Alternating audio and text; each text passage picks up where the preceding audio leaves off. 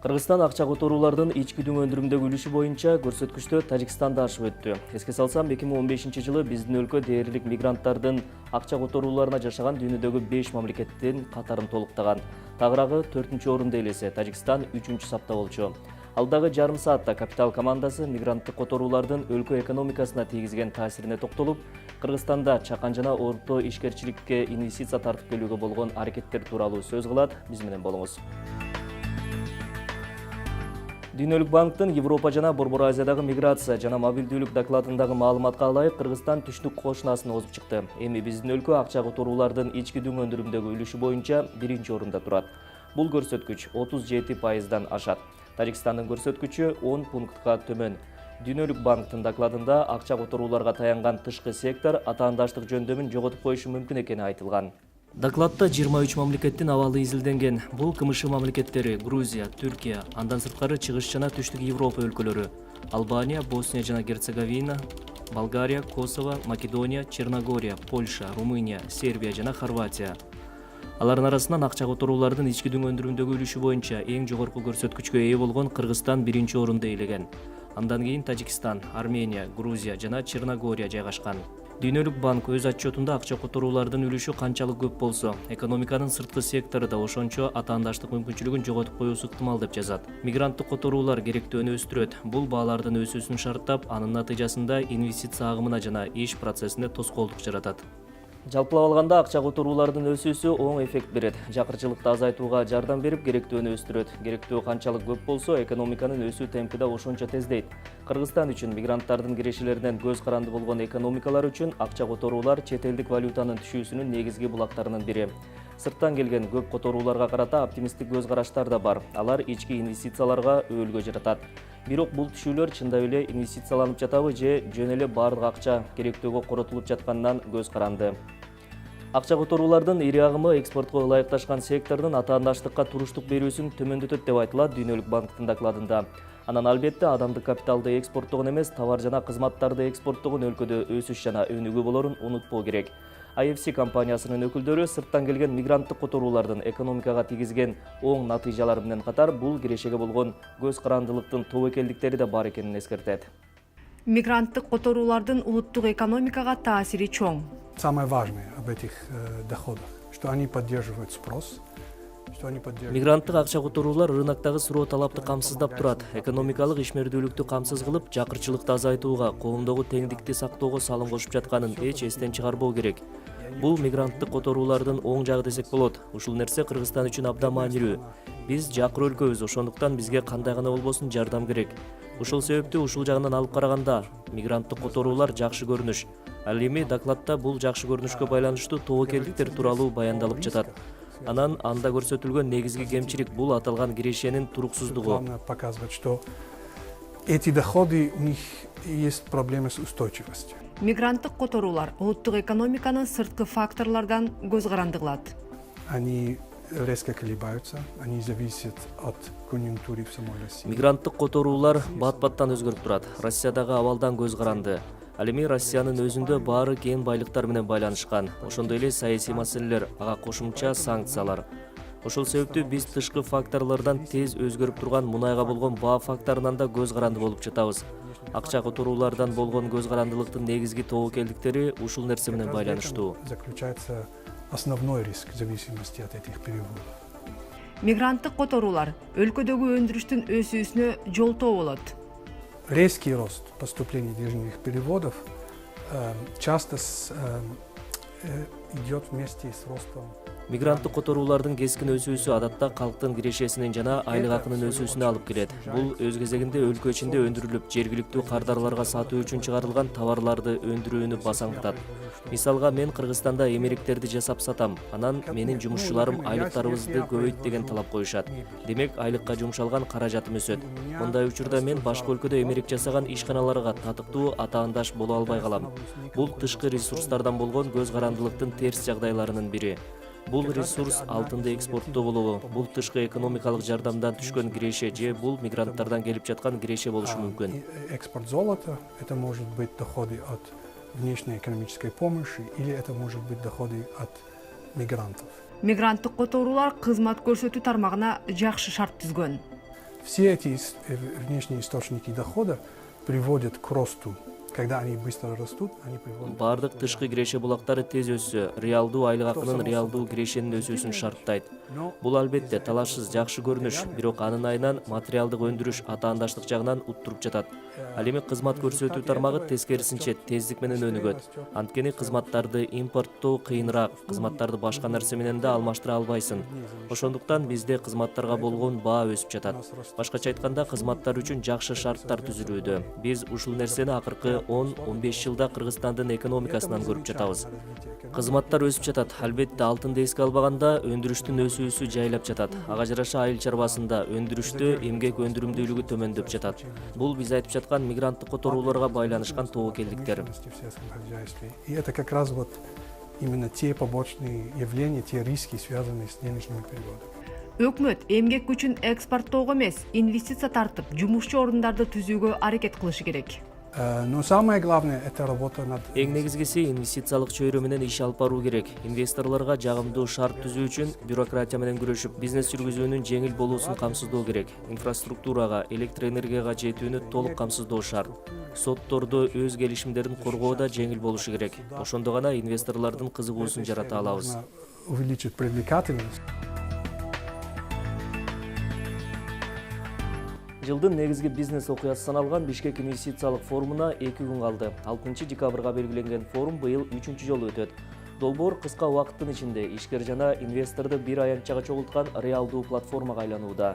Анын жыйынтыгы менен ишкерлер тажрыйба топтоп өлкөдө бизнес жүргүзүүнүн жаңы маданият калыптанууда.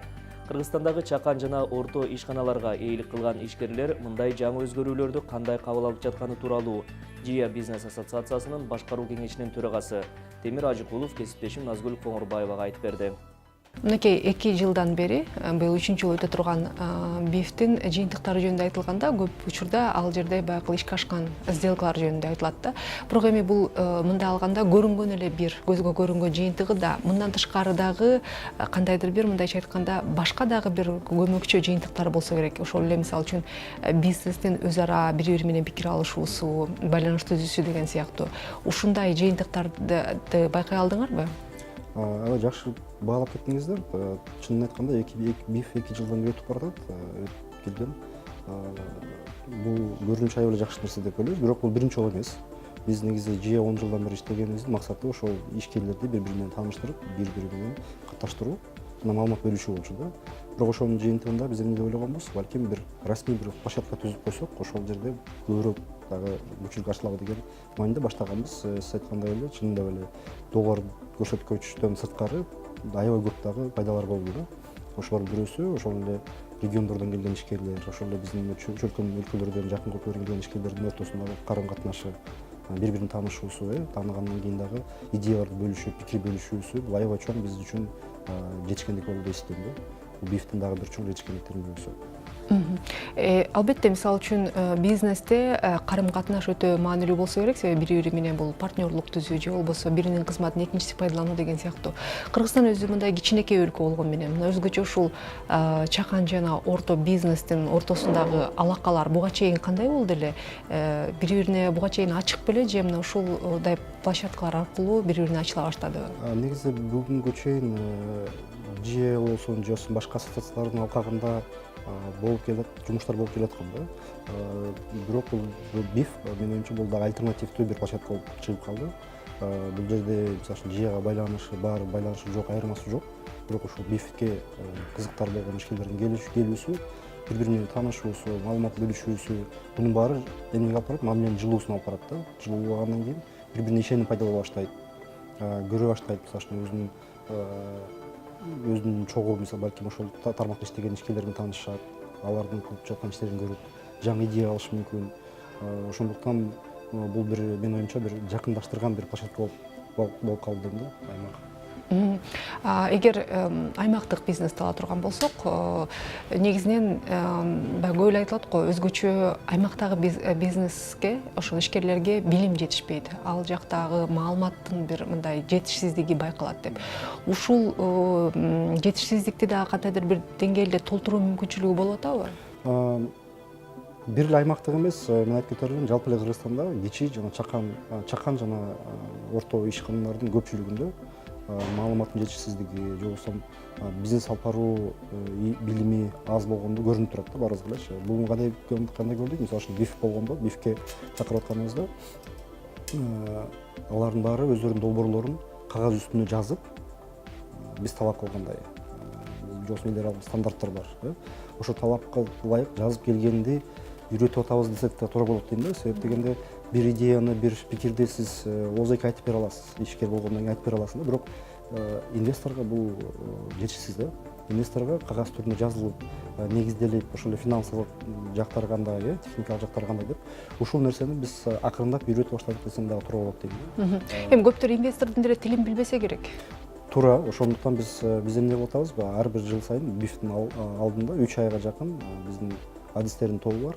Алар белгилүү бир форматта бланктар жазып чыгышат. Белгилүү форматта ошо келген сунуштарды дейли, сунуштарды ошол форматка тууралап, сиз айткан инвестордун тилине которуп даярдап чыгышат да. Бул деле бир менимче жакшы нишан болду, жакшы бир жылыш болду деле. Себеп дегенде көп ишкерлер буга чейин ойлонгон эмеспиз дейт да. Биз ойлошубуз дейт, барып банкка барып эле акча карыз алабыз деп. Андай эмес. Банкка барсаң дагы, же болбосо инвестор тартып келсең дагы, ошол инвесторго түшүндүрүү максатында жакшы туура жазганды билиш керек. Айтмакчы чын эле капиталдын булагы жөнүндө дагы бир мындай жаңы түшүнүктөр пайда болуп атса керек. Дегени мисалы үчүн сиз айткандай традициялуу түрдө бизде банк деген, анан кредит деген түшүнүк бар да. Ошондон улам дагы мисалы үчүн ошол эле Орус Кыргыз өнүктүрүү фонду деле айтып атпайбы, бизге жакшы сапаттуу проектлер келбей атат деп. Бирок эми ал проектлер дагы мындай айтканда асмандан түшпөйт да. Аларды кошо даярдаш керек дегенде. Себеби бизде чындыгында баягы инвестициялык рынок жок, финансылык рынок өнүккөн эмес. Бул жагынан алып караганда мына ошол ишкерлер канчалык түшүнө баштады. Бул мынакей ошол инвестор бул баягы жөн эле бир сыйкырдуу палочкасы менен келип баары бир проблеманы чечип кое турган киши эмес, ал бул сенин партнеруң. Сенин дагы өзүң тараптан буга чоң аракеттер болуш керек деген, салым болуш керек деген. Бул жакшы суроо болду. Себеп дегенде чынында эле бизде көп түшүнүк бар экен да. Мен инвесторго өзүмдүн көйгөйүмдү айтып берсем, долбоорумду айтып берсем, инвестор түшүнө калып эле келе калат дегенчи. Эми тилектеш андай эмес. Бул баягы эле чакан жана орто ишкерлер жашап турган да. Эмне болду? Бул жаңы бир культура десек болот. Жаңы культура, өзүнүн иш алып баруу культурасы. Экинчи бул албетте маалымат изденүү башталат андан кийин. Биз чындап эле бир ишкер инвесторго өзүнүн баягы көйгөйүн айтып берип, өзүнүн проектисин, долбоорун айтып берип, түшүндүрүп берүү бул өзүнчө илим да. Ошону биз ойлоп атабыз азыр акырындык менен, бул убакыт саат менен болот экен. 3 ай азыр БИФке чейин даярданып атабыз. Андан кийин деле улантсак болот атабыз да. Улантып үйрөтсөкпү деп акырын жазганды. Туура айтасыз, ошол эле Кыргыз Орус фонду болсун, же башкалар болсун, долбоор күтөбүз дейт. Бирок долбоор келгенде эмне болот? Долбоордо маалымат жетишсиз болот. Көп маалыматтар туура эмес чыгат, же болбосо финансылык жактан ачылган эмес жакшы маалымат. Ошондой болуп чыгат да проблемалар. Бул жерде экинчи багыт бар, эми биз көрүп аткан кандай бир пайдасы болду дейби. Пайдасы бул жаңы финансылык инструмент пайда болду деген ишеничтебиз да. Мисалы үчүн бүгүнгө чейин сиз айтып атпайсызбы, банкка барып банктан алабыз депчи, баарыбыз ушинтип жүрүбүз да. Бирок ал жерде пайыз бар, ал жерде залог деген түшүнүк бар. Анан эми анын үстүнө банк деген мисалы үчүн эч качан бизнесмендин ал өзүнүн гана акчасын кайтарып алууга кызыктар. Мисалы үчүн инвестор болсо, бул ишкердин компаниясы канча өнүксө, ошонун өнүгүүсүнүн эсебинен пайда көрө турган шарттар. Эң туура да. Себеп дегенде банк сиз айткандай эле өзүнүн офисинен чыкпайсыз, акча берип коет болду да, аралашпайт. Бирок убакыт саат келгенде талап кылат. Инвестордун айырмасы мында болот. Инвестор биринчиден сизге окшой эле, ошол ишкерге окшой эле рискке кирет да. Ошо акчасы менен келип, ошо компанияны өнүктүрөйүн деп аракет кылат. Бир. Экинчиси, риск алып атпайбы бул инвестор. Экинчиси, ошо компания өнүгүүсүнө дагы өзүнүн салымын кошот. Бир эле акчалай эмес, балким өзүнүн илимин, билимин кошуп, тажрыйбасын берип, жаңы технологиялар. Жаңы технология менен кириши мүмкүн. Бул нерсе менин оюмча көбүрөөк пайда алып келет да биздин ишкерлергечи. Бул бир эле акча эмес экен да, көп нерсе айтып атпайбы. Көп ишкерлердин көйгөйү бул бир эле акча эмес да. Албетте акча дагы бир чоң фактор, бирок экинчи фактор бул кантип өнүгөбүз, жаңы багыттар, жаңы идеялар, жаңы технологиялар. Мен ойлойм, ушул жаңы инвесторлор менен келип ошол ишкерлерибизге аралашып акча салганы бул аябай эле жакшы нишан. Анан дагы бир мисал үчүн ушул БИФтин алкагында силер чет жактан дагы инвесторлорду, ишкерлерди чакырасыңар. Бул бир жагынан Кыргызстанды таанытуунун дагы бир жолу да, мисал үчүн эми көпчүлүк дүйнөдө эле Кыргызстан деген өлкө бар экенин анча жакшы биле бербейт ишкер чөйрө дегенинде. Туура биз жаңы баштаганыбызда Кыргызстандын ичинде эле калып, ичинде эле ишкерлердин ортосундагы бир мамиле курган көпүрө катары эмес. Балким Кудай буйруса чоңоюп, ушул биздин азыркы аянтчабыз деле, БИФ деген аянтчабыз Орто Азиянын бир Давосу болуп калат деген ишеничтебиз. Ошол максатта биз жыл сайын эле сырттан да коноктор чакырабыз. Албетте ал коноктор келе калып эле бүгүн келип эле эртең менен туруп келип БИФти ачкандан кийин акча салам дебеши мүмкүн. Бирок биз ойлойбуз, акырындык менен бул диалог кура баштасак, акырындык менен аларга Кыргызстан жөнүндө маалымат берип, Кыргызстанда ишкерлер кандай болот, мынакей келиңер БИФти көрүп атасыңар. Ушул ишкерлер биздин Орто жана чакан бизнестеги ишкерлер ошолорго тааныштырып койсок, биз ойлойбуз жакынкы жылдарда балким эң азынан кошуна өлкөлөрдө болупу, Казакстан, Өзбекстандан, Тажикстандан өлкөлөрдүн ишкерлери менен биз көбүрөөк карым катнаш болуп, дагы бизге дагы бир жаңы бир идеялар келип, жаңы долбоорлор чыгып, Кудай буйруса балким орток ишканалар ачылып калабы деген үмүттөбүз. Демек бул рынокты кеңейтүүгө дагы бир жакшы салым болмок да, себеби Кыргызстандын өзү тышкы инвесторлор үчүн рынок катары өтө деле кызыктуу болбосо. Туура биз ойлойбуз, эң туура баалап кеттиңиз. Себеп дегенде биз Кыргызстан өзү өлкө катары 6 миллион калкы менен балким кызык болбошу мүмкүн. Бирок эгер биз ошол сырттагы инвесторлорго, сырттагы ишкерлерге көрсөтө билсек, биздин ошо Орто Азия өлкөлөрүбүз, Кыргызстан, Өзбекстан, Тажикстан, Казакстан, ушулар биз баарыбыз бир алардын көзүнө бир базар, бир рынок катары көрсөтө билсек, анда албетте инвестор көбүрөөк келет деген ишеничтебиз. Анан дагы бир жагдай бар болуш керек. Менимче Кыргызстандын ишкер чөйрөсүндө бизде көпчүлүк ишкерлер өзү менен өзү ишти баштаган, өзү жалгыз иштеген, же болбосо көпчүлүгүнүкү баягы үй бүлөлүк бизнес дегендей. Сырткы кишини, бул инвестор деген бул жөн эле акча берген киши эмес да, бул кош иштей турган партнер. Мына ошол сырткы кишини ишине киргизүүгө канчалык даяр экен? Ушул нерсеге үйрөнүү болуп атабы? Оңой эмес, ачык айтканда оңой эмес экен. Себеп дегенде сиз туура айтып кеттиңиз, бир ишкер өзүнүн ишин баштап, чакан болсо да өзүнүн иши деген мансыда, өзүнүн үйлөсүнүкү бирок ачылуусу оңой эмес экен. Бирок биз ошол диалог алкагында, же болбосо жана сырттан келген конокторубуз бар, алардын сүйлөп берип атып, идеяларды берип аткан, бөлүшүп атканда түшүндүргөнгө аракет кылып атабыз да. Эгер чоң ойгоңор келсе, башкалар да кабыл алганга даяр болгон депчи. Бирок бизге жакшы жери ошол мен даярмын, мен башка бирөө менен чечкенге даярмын дегендер гана келет. Биз түшүндүрүп атабыз, биз ал жерге инвестор таап келгенибизде жөн акчаны берип коюп кетип кала турган кишилер эмес булар. Булар капиталга кирген инвестор, бул капиталга киргенден кийин ошол жерге сөзсүз аралашат. Жардам берип бир жагы максатында. Биз ошол жагын көбүрөөк айтып атабыз. Булар силерге келип контролдоо максатында эмес, жардам берүү максатында келип атат. Ошону кабыл алгыла депчи. Демек, инвестор бул компаниянын өнүгүшүнө кызыктар дегенди түшүнүп келе атабы кыргыз бизнес коомчулугу? Ошону түшүндүрүп атабыз. Эртең айтып атпайлыбы? Мисалы үчүн банктан алсаңар акчаны, бул банк силерге карызга берет, болду да. Ушу эшигинен чыгарат, анан кийин убакыт сааты келгенде талап кылат. А инвестор банк рискке кирбейт эч качан, инвестор, залог алдырат, тиги болот. А инвестор андай эмес. Инвестор деген компанияңызга келип, компанияңызга акча салгандан кийин ал рискке кирип атпайбы чоң. Силерде эле рискте, кыскасы ошо биз айттык ишкергечи, ошо силерде эле инвестор дагы ошондой рискке кирип атат да. 50-50 болсо 50-50 риск алат да мойнуна.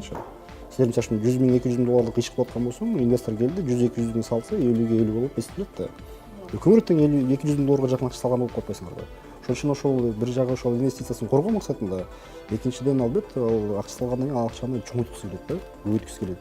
Жөн 200 миң салып койгондан бүтпөйт да, бир жылдан акчаны алат элем кайра депчи. Ошон үчүн бул жерде ойлойбуз, биз аракет кылып атабыз, эми инвестор дегенде түшүнүп жөн акчасы бар эмес, иш тажрыйбасын билген, ишти жакшы билген ишкерлер дагы ишкерлер болот деп, ошолор келип, балким ошо биздин чакан жана орто ишкерлерибизге акчадан сырткары дагы технология менен башкаруу, мисалы үчүн менеджмент үйрөтүп, маркетинг үйрөтүп, балким компанияларды чоңойто алышат деген ишеничтебиз. Бишкек инвестициялык форумуна жалпысынан 1000-ге жакын ишкердин катышаары күтүлүүдө. Ошондой эле форумга эффективдүү экономикалык байланыштары бар жана инвестиция тартуу жаатында бай тажрыйбага ээ 7 өлкөдөн 60тан ашык компаниянын өкүлдөрү катышат. Бул Түркия, Пакистан, Индия, Тажикстан, Казакстан, Германия жана Өзбекстан өңдүү мамлекеттер. Идея, максат, аракет, жыйынтык. Бишкек инвестициялык форуму сиздин максаттар ишке ашкан аянтча. 6 декабрь Бишкек инвестор менен ишкер жолугушуучу жер. Бизнес олуттуу оюн. Өлкөдө бизнес жүргүзгөн ишкерлердин көпчүлүгү бизнес долбоорду даярдоо, инвестор менен сүйлөшүүлөрдү жүргүзүү, өнөктөш менен мамилени кантип каттоо керектигин биле бербейт. Андыктан ишкерлерге атайын окууларды уюштуруу бул мезгилдин талабы. Капиталдын командасы да бул мүчүлүштүктү эске алып, ишкерлердин билимин кеңейтүүгө багытталган атайын сюжеттерден сунуштайт. Бул сапар инвесторду алып келүү үчүн ишкерлер эмнеден башташы керек жана бул процесске кантип даярдык көрүүсү тууралуу сөз болот.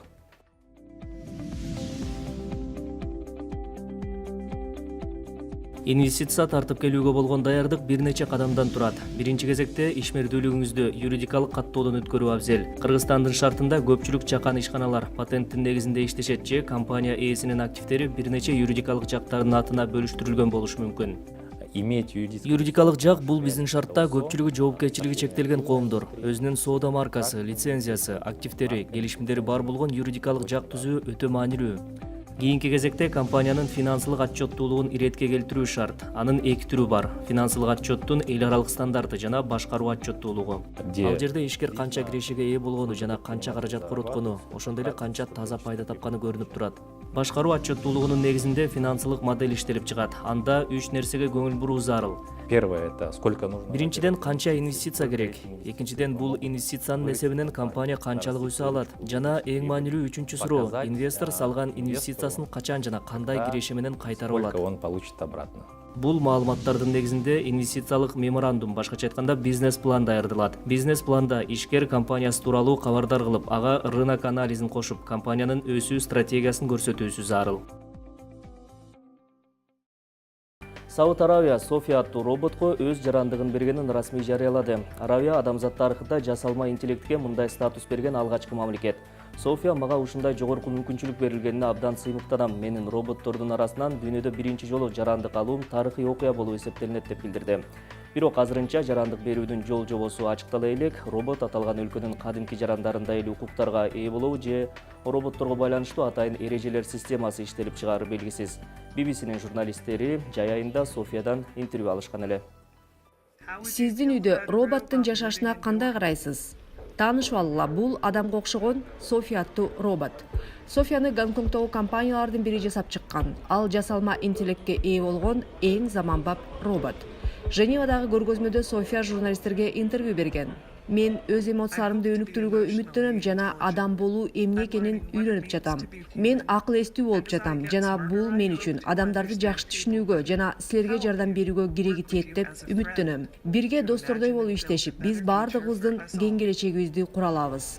BBC журналисти Софиядан адамдар менен роботтор кандайча бирге жашап кете алары тууралуу сураган. Мен келечектеги көйгөйлөрдүн алдын алгым келет. Келечекти адамдар үчүн да, роботтор үчүн да жагымдуу кылуу зарыл. Эң алгачкы интервьюларынын биринде София адамзатын жок кылгысы келерин айтып, кийинчерээк аны тамаша деп атаган эле. Менин айланамда ар дайым адамдар. Алар мени өнүктүрүүдө. Жана мен абдан көп саякаттайм. София 60тан ашык эмоцияны көрсөтө алат. Анын көздөрүндө атайын камералар орнотулган. Мындай роботтордо бир канча жылдан кийин аң сезим пайда болушу мүмкүн. Жаңы технологиялар тармагындагы дүйнөдөгү алдыңкы адистер, дүйнөлүк өндүрүштөгү робот техникаларынын кеңири жайылтылышы жана өнүгүүсү көпчүлүк адамдарды киреше булагынан ажыратышы мүмкүн деп эсептейт. Илон Маск баш болгон 100дөн ашык эксперттер Бириккен Улуттар уюмуна ачык кат жолдоп, робот өлтүргүчтөрдү иштеп чыгууга тыюу салууну киргизүүгө чакырууда. Технологиялардын өнүгүүсү бай жана жакыр адамдардын эле эмес, өнүккөн өлкөлөр менен кедей мамлекеттердин ортосундагы кандай ажырымга алып келиши мүмкүн? KG Labs коомдук уюмунун түзүүчүсү Азиз Солтобаев Капиталга курган маегинде көпчүлүк прогноздоп жаткандай келечек кооптуу деген ойдун алыс. Бирок атаандаштык доорунда талыкпай жаңы жөндөмдөрдү үйрөнүү талап кылынаарын эске салат.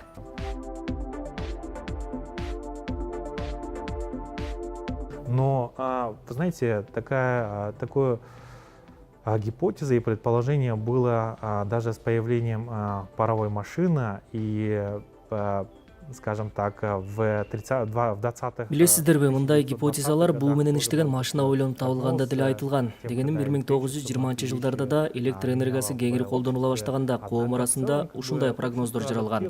Бирок коом жоголгон кесиптердин ордуна жаңы кесиптер пайда болгонун баамдап, жаңы шарттарга ылайыкташа баштады. Жаңы кесиптер жаңы жөндөмдөрдү талап кылаарын жана бул кирешенин жаңы булагы болооруна адамдар түшүндү. Мисалга бүгүн машинист оператор деген кесип жок да. Азыр эч ким өзүнчө машинкада отуруп алып бир нерсени жазбайт. Бирок бул машинист операторлордун ордуна көптөгөн кесиптер пайда болду. Социалдык медианын адиси деген сыяктуу. Бул 6 жыл мурда эле жок болчу да. Анан аларды эч кайсы университетте даярдачу эмес. Которого элементарно 6 лет назад не было. И никто там ни в университетах и нигде не готовил. В первую очередь необходимо определить, что необходимо наверняка не какие-то профессии изучать, а общие навыки иметь. Мы сейчас живем в информационном веке, когда в среднем... Биринчи кезекте кайсы бир кесипти үйрөнүүгө эмес, башка жалпы жөндөмдөрдү өздөштүрүүгө аракет кылуу зарыл. Биз маалымат доорунда жашап жатабыз. Бир кылым мурда жашаган адамдарга салыштырмалуу биз 10 эсе көп сүйлөшүп, айландадагы адамдар менен пикир алышабыз. Анан бул маалымат агымынын ичинен негизги маалыматты бөлүп, аны талдай билүүбүз шарт. Информации от вспомогательные и уметь сфокусироваться на ключевых моментах, нежели размывать свое внимание на множество разных элементов. Вы не должны отвлекаться все время там, на сотовый телефон, какие-то сообщения мессенджеров там, или социальные сети, или на звонки, а больше должны учиться фокусировать свое внимание. Сиз түрдүү социалдык тармактардан келген каттарга же телефонго келген билдирүү же чалууларга көңүлүңүздү бурбай. Сизге учурда эң зарыл болгон маселеге кунт коюшуңуз керек. Экинчиден, бул сынчыл көз караш. Маалыматтын чын төгүнүн түшүнө билүү, башкача айтканда анализдөө. Үчүнчүсү бул чыгармачылык жөндөмдөр. Бул жөндөмдөрдү кантип өнүктүрүү боюнча бир нече багыттар бар. Адамдар чыгармачыл болууга аракет кылуусу керек. Кыргыздардын генинде бул нерсе бар. Бизде комузчулар акындар болгон. Азыр санариптик акын деген да термин пайда болгон. Бул адам виртуалдык талаада, социалдык тармактарда түрдүү темаларда диалог жүргүзө алат. У нас много виртуозов, акынов. Есть даже такой термин «цифровой акын», который говорит о том, что человек, который в виртуальном пространстве умеет импровизировать и свободно вести диалог в социальных сетях по какой-то теме. Вот согласно наше старшее поколение привыкло к тому, что со школьных лет их готовят к какой-то одной профессии, которым они будут заниматься до выхода на пенсию. А сейчас... Биздин улуу муундагы адамдар мектеп курагынан баштап бир кесипке үйрөтүлүп, пенсияга чыкканча ошол кесип менен иштөөгө көнүп калган. Ал эми азыр кесипчи ошол кесипке зарыл болгон билим мезгил менен өзгөрүп алмашып жатат. Ошол себептүү кайсы бир кесиптин ээси карьерасынын аягына чейин 3-4 кесипти алмаштырышы мүмкүн. Кечээ ал журналист болуп иштеп жүргөн, бүгүн ал видеоблогер болду. Эртең ал социалдык тармактарда бир продукту алдыга жылдырган SMM боюнча адис болушу мүмкүн. Бул бир эле жөндөмдү башка тармактарда колдоно билүү дегендик. Бул жаңы жөндөмдөрдү үйрөнүүгө анын кереги тийбей калса, дагы башка жөндөмдөрдү үйрөнүүгө түртөт. Работа, это применение одних и тех же навыков на различные области данных. К примеру, даже в таких высоких науках, как программирование, раньше, например, 15 лет назад обучались Objective-C или каким-то языкам программирования. Потом спустя 7-8 лет появились новые, более проще языки. И спустя еще 5 лет появляется новый язык. И этим ребятам, которые вроде высокооплачиваемые... Мисалга программалоо багытында. Айталы 15 жыл мурда программалоонун Objective-C же башка тилдери окутулчу. Анан 7-8 жыл өтүп, ага караганда бир топ жеңил болгон тилдер пайда болду. Ал эми дагы 5 жылдан кийин такыр башка тил келип чыкты. Анан бул кесип ээлери такай өз билим деңгээлдерин жаңылап туруусу керек. Жаңы нерсени гана үйрөнбөстөн, эми мурда болгон, бирок керексиз болуп калган маалыматтарын унутканды да үйрөнүүсү кажет. Роботтоштуруу бул адамдардын башка иштер менен алектенүүсүнө кенен мүмкүнчүлүк жана убакыт берген жакшы процесс. Биз адатта акчага жетүү үчүн үй бүлөнү багуу жана каарлыкка акча топтоо үчүн иштейбиз. Анан сен үчүн баарын жасап жаткан автоматизация процесси жашоонун маңызы эмнеде деген суроону коет. Бул адамдарга өзүн өзү өнүктүрүүсүнө мүмкүнчүлүк берет. Бул бардыгы мамлекеттин гана эмес, жеке менчик компаниялардын жүргүзгөн туура саясатынан көз каранды. Балким 5 жумушчу күндүн ордуна 4 күн кылуу керек. Бирок айлык акынын мурдагы көлөмүн сактап калуу зарыл. Убакытты үнөмдөө менен адамдар чыгармачылыгын өнүктүрүүгө мүмкүнчүлүк алат. С точки зрения рабочего времени, может быть, не 5-дневка, а 4-дневка, и при этом при сохранении заработных плат, это будет хорошей возможностью для такого творческого будущего. Бул өткөн аптанын экономикалык обзору болду. Ушул жана башка экономика, бизнес темалар менен кесиптешим Айсулуу Тикимбаева 3-күнү ушул эле маалда тааныштырат. Өткөрүп жибербеңиз. Ишиңизге ийгилик.